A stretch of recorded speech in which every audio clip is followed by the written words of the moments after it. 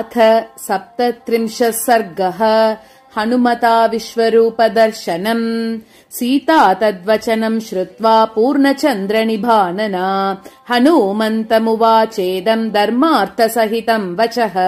अमृतम् विषसंसृष्टम् त्वया वानरभाषितम्, यच्च नान्यमना रामः यच्च शोकपरायणः। ऐश्वर्ये वा सुविस्तीर्णे व्यसने वा सुदारुणे, रज्ज्वेव पुरुषम् बद्ध्वा कृतान्तः परिकर्षति। विधिर्नूनमसंहार्यः प्राणिनाम् प्लवगोत्तम, सौमित्रीं मां च रामं च व्यसनैः पश्य मोहितान्। शोकस्यास्य कदा पारम् राघवोऽधिगमिष्यति, प्लवमानः परिश्रान्तः हतनौ सागरे यथा।